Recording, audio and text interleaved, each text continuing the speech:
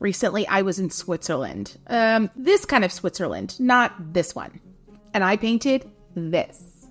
The minute I arrived at our Airbnb, I knew I had to paint the view because who knows if I was ever going to see it again. But I had to paint it well. I had to paint it so I actually liked it. So I pulled out all of my watercolor landscape painting hacks. And today I'm going to share them with you, and we're going to paint this together to make sure that the next time you want to paint landscapes, you do so awesomely. Let's do this. Okay, friends, the first thing that I want you to do when you see something you want to paint is to take a photo. And I've talked about this before. I'm just showing you the palette I'm going to be using today because this is the palette I used in the original painting that inspired today's video. Okay, so I want you to take a photo, and here's why. Because that will help you gain perspective. That will give you a better idea of the perspective that you want. Oftentimes, like the way our eye sees things, it can get really kind of crazy and chaotic to figure out how big a certain element is in the scene compared to another element. And also, it can be really hard for you to decide where to place things, how big are elements in the foreground, middle ground, background. So snap a photo. Now, something to keep in mind here, and this area of the painting is going to be a prime example. I made this area a lot larger. I kind of zoomed in this whole shot because I wanted these snow caps to be more obvious. They are way out of proportion, but I'm okay with it. And number 2, I want you to squint a little bit. Take a look at that photo that you snapped, and I want you to squint. And I want you to look for the basic shapes, all right? I want you to think about triangles mostly here. You're going to think about, what are they called? Trapezoids, okay? And I want you to think about where they're placed. So, for example, I'm thinking of kind of a inverted triangle here. A little bit right of center. It needs to actually be a little bit more right of center. Another triangle here and a big long triangle here. And this is, these are my snow caps right in the middle here. And then these are some of the kind of the middle ground mountains, if you will, right here. And then over here, we're getting into more like trapezoid territory. And these are the more foreground mountains right here. All right. So big, basic shapes. Trapezoid. Is this a trapezoid? Okay. I failed math like so many times. I can't even tell you. So, but I actually like geometry. So I don't know what my problem is here today. All right.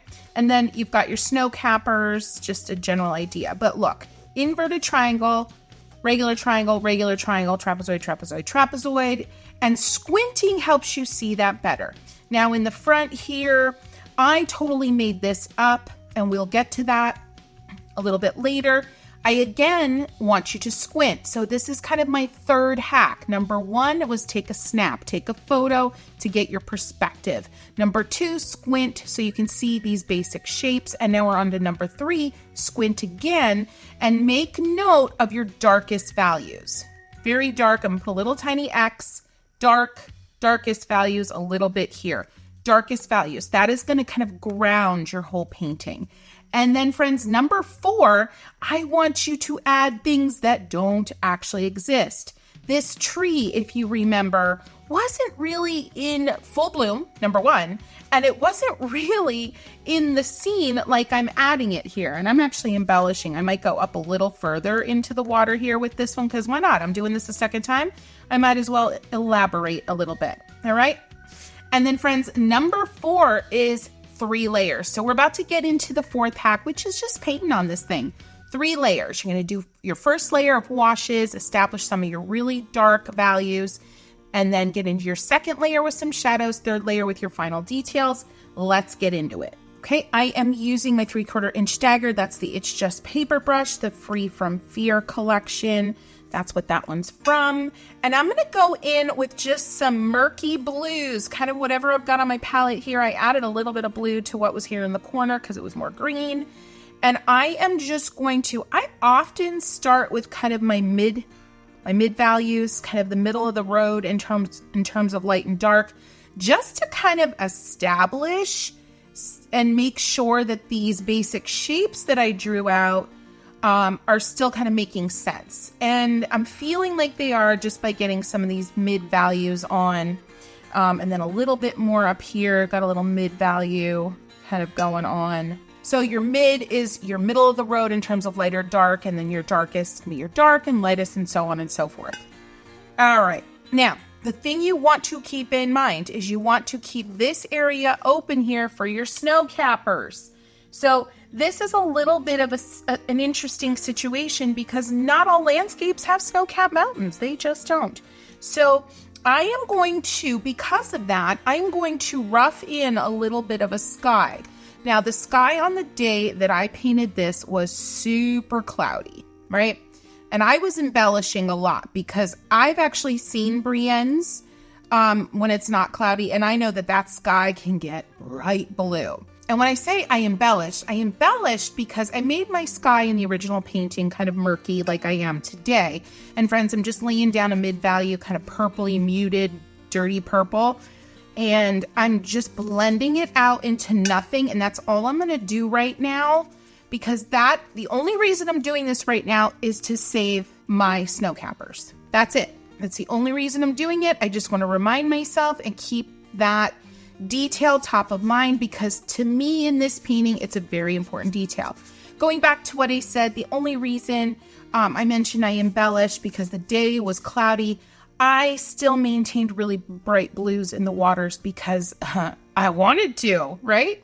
All right, so we've got that in there. I'm just going to make sure this is nice and smooth, and then we can come back later. And if we want, we may not want to, we can add. And remember, we can always edit this snow cap area if we want to, because it's not really in my inspiration photo. It's not pointed, it's more jagged. So we'll get to that. We'll see what we're feeling. Okay.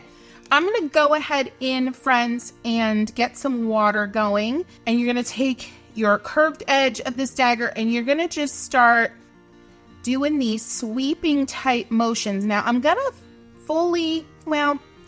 not fully, but I'm going to try to stay away from where I know the floral elements will be. And also notice I'm not going to the edge with the brush strokes to indicate water. All right. Little bit, and it's okay if it's a little bit green. That's okay. That's okay. Now let's go ahead and get in some of the mid values. And notice at this point, I'm not working in necessarily always the lightest colors, but I'm also not working in the darkest. I'm kind of hanging out in the mid-tone area. All right, kind of hanging out there. And I'm just using that curved edge, and I'm letting the paint run out, and I'm letting it be imperfect. And that is that. I had a little more white space in the original painting, but that's okay. Check on your sky. If you're getting any weirdness you're not loving, you can take a really, really lightly damp brush and just kind of blend it up and out, up and out. I was getting a little bit of weirdness here and here and here. All right. So everything is pretty damp now. The sky is damp. So let's give this a few minutes to just settle out and dry a bit before we move on. Okay, we're heading into that second layer. And this is where I'm going to really pump up the contrast, meaning I'm going to get some of those darkest values into the scene. Now, so you may want to squint again, look at your inspiration photo, whatever you're working from. But I'm just going to mix up a little blue, a little brown, maybe and throw a little purple in there, just to have something really rich and darks. Not as much water as paint, so you can get that good coverage. And I'm going to squint at my inspiration image, which is my original painting. Yes, I'm painting from a painting. Everything's dry now. And I'm going to go ahead in. This is super satisfying, can be really scary.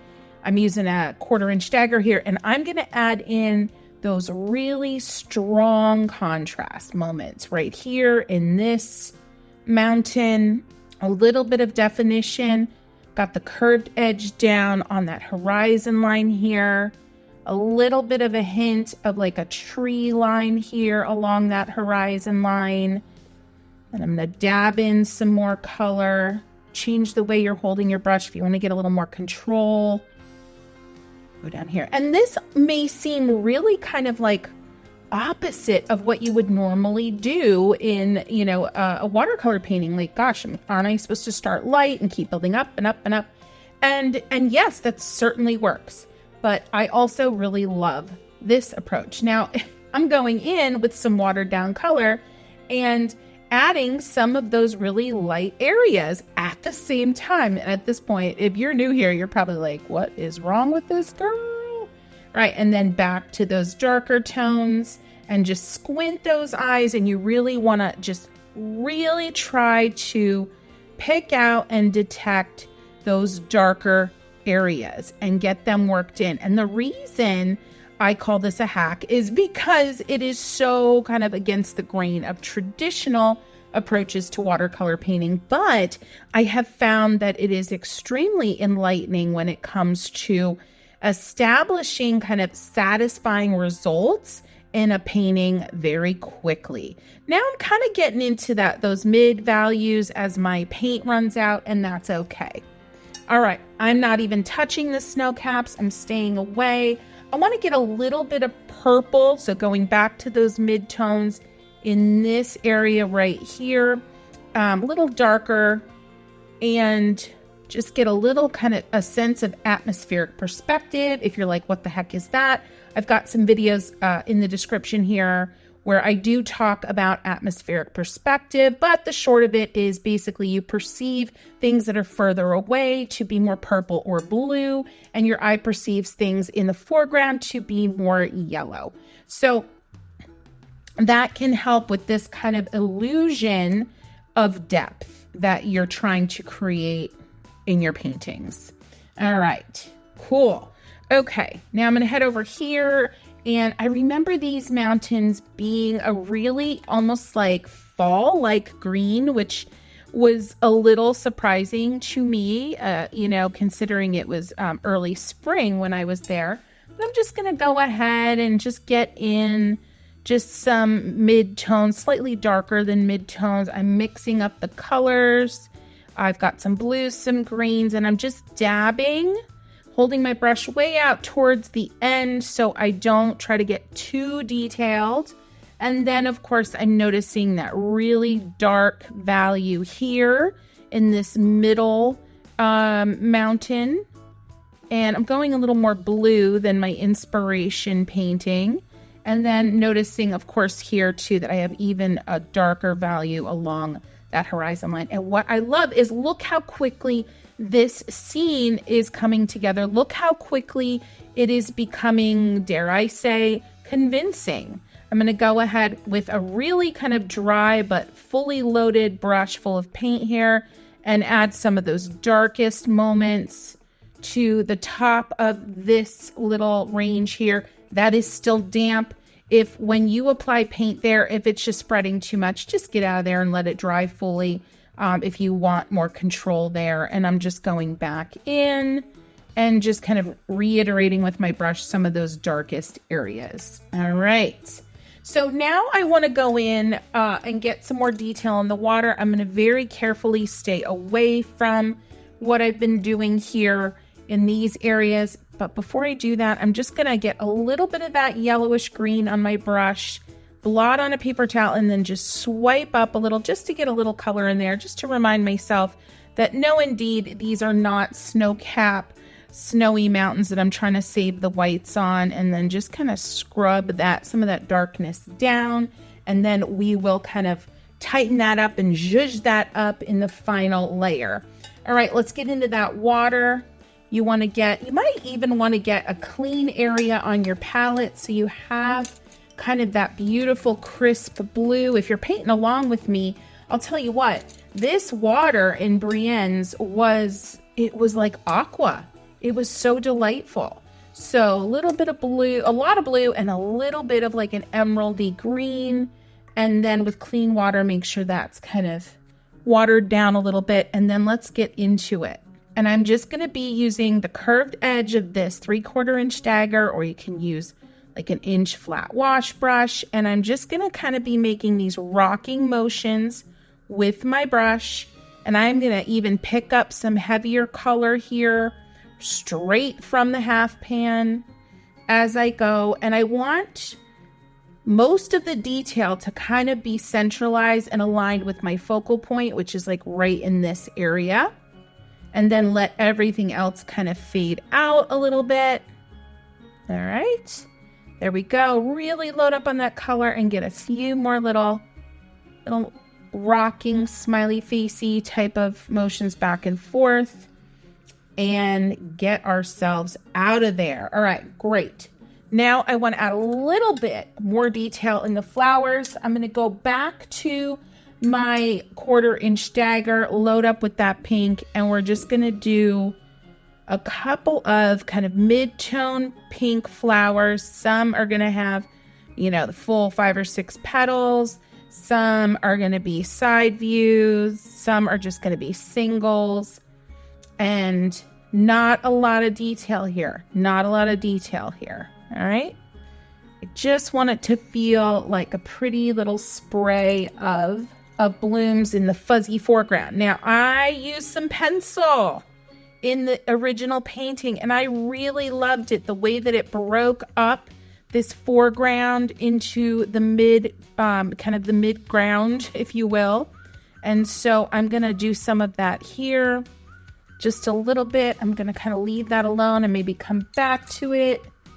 Maybe I'll add more pencil, maybe I won't. Just a few little kind of dry brush marks here as I come out. Like I said, I had a lot more white space in my original painting. I'm gonna get and make these flowers a lot bigger and more intense, and that's gonna further create additional depth. You see how that's working?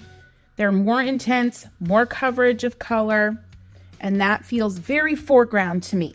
All right, awesome sauce. All right, friends, I'm going to go ahead and let this layer dry, and then we're going to add our 3rd and final layer, and we're going to be donezo. We're going to go ahead with our 3rd and final layer. I'm going to bring in the cat's tongue. I might use the liner. We shall see. But really what I want to get into here is further defining these snow caps. And to do that, I'm making the decision to go a little bolder with my sky. And we're just going to see how this goes. So I'm going to lay in some bolder color here, right here next to where the snow caps meet my sky. And this is purely judgment call here, all right? This is purely judgment call. But this is also where squinting really comes in handy again. So you may want to start doing some of the squinting again. I'm going to rinse, and then we're just going to push or pull that darker color up towards the rest of the sky. All right. I don't want to get crazy in any details. Like, I really don't want any details in the sky. I'm just using sky as a vehicle for contrast so that my snow caps pop. That is it. So I'm just going to add a little bit more here. And then further, maybe just notch out some of this more. I want more of a craggy look. So I'm trying to get rid of that like dome shape that I had established initially. All right, there we go. A little bit more there. And I'm just dabbing in more color, and then I'm going to continue to blend it upwards and see, you know, what interesting happy accident type stuff might happen. But again, this sky, I want it to be kind of uneventful. Like that, was it? All right, you know, keeping it real, y'all. I just dropped my brush. Keeping it real. I'm just going to go in with some clean water. I blotted up the worst of it. All right, I want to add just a little bit more intense, less water on the brush, more paint, and get a stronger edge. So these snow caps really pop, because remember, we're not going into this. This is our last layer. We're not going into this with a crazy amount of detail. Now, I'm going to let this go because there's this little something happening here that is interesting to me. I'm going to just add a little more touch of water here, but I want to see what time and patience and just leaving it alone will do there for me. All right, I'm going to go back to my inspiration image, and I'm going to use, I think I'm going to use my cat's tongue, and I'm just going to get a little more definition in between these mountains, just a little more. And if it bleeds into the sky a little bit, that's okay. That's all right. And with the tip, I'm doing a little bit of like little hatch marks, little just to show a little bit of texture. And over here, maybe you add a little bit more to that tree line. I'm using a really strong mix of blue and purple. And when I say strong, I mean I want to get good coverage. I want mass tone coverage, full coverage. I'm going to leave that. I'm actually going to pull some of this away. Just a little bit of clean water, and there we go. I didn't want as much of that mass tone. I thought I wanted more than I actually did. I'm going to go over here and adjust this silhouette here. This is like your wrap up. This is your wrap up layer, friends. This is the let's get things where we want to be. Let's adjust things that aren't feeling quite like you want them. Where for me right now, the silhouette of this mountain just I wasn't feeling it based on my original painting, which for me is my inspiration image, right?